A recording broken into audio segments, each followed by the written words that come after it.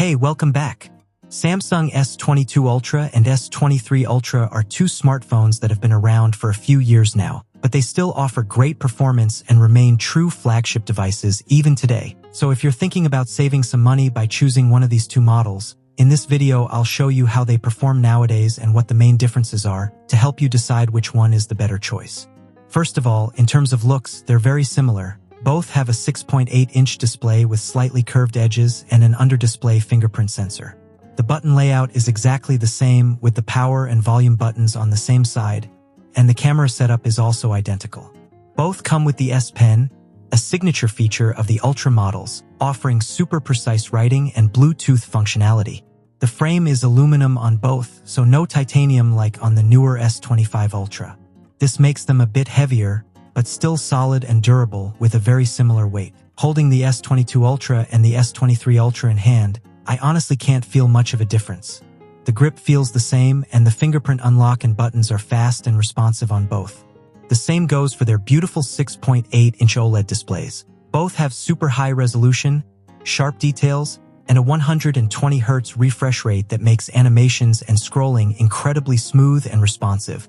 The peak brightness is 1750 nits on both, which is a bit lower than the 2600 nits of the new S25 Ultra, but still more than enough to see the screen clearly even under direct sunlight.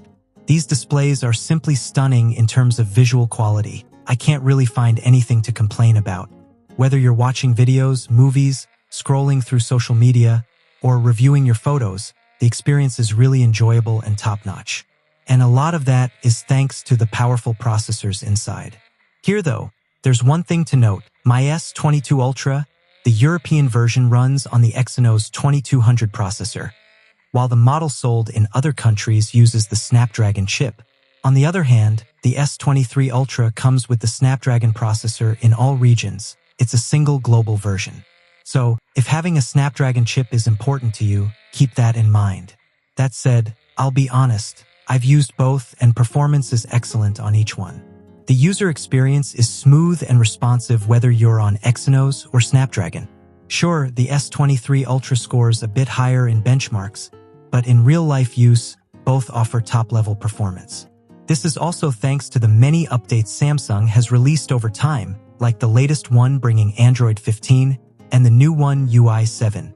Both models received the same update, so they have the same features, including the new Now bar, more customization options for apps and widgets, and all the new Galaxy AI tools.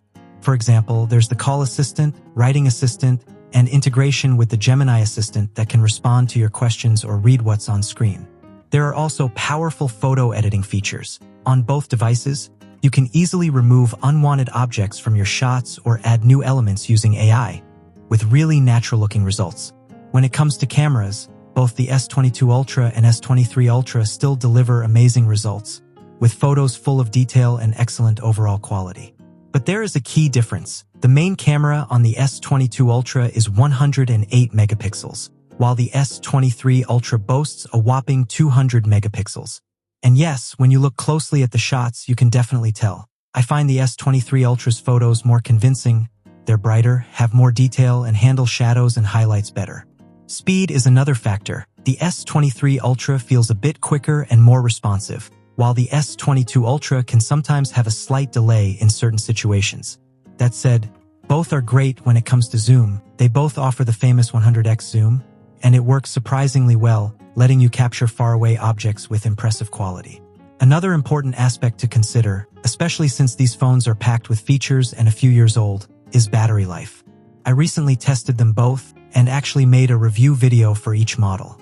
And I have to say, I was pleasantly surprised. Thanks to the latest updates, battery life has improved compared to the past. It seems the new software optimizations really helped boost performance. Between the two, the S23 Ultra does slightly better, but in the end, both can easily give you 6 to 7 hours of screen-on time with regular use. So in this area too, they're still holding up very well. Now, one last thing I want to mention before wrapping up is audio quality. Both phones deliver really good sound, and honestly, in some ways I even prefer it to that of the newer models. The sound feels cleaner, richer, and fuller, making for a really pleasant listening experience.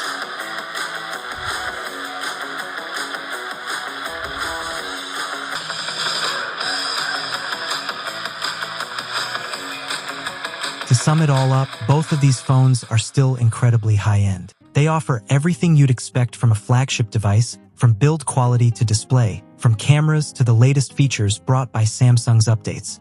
In short, they can still give you a full, modern experience that keeps up with the latest generation of smartphones.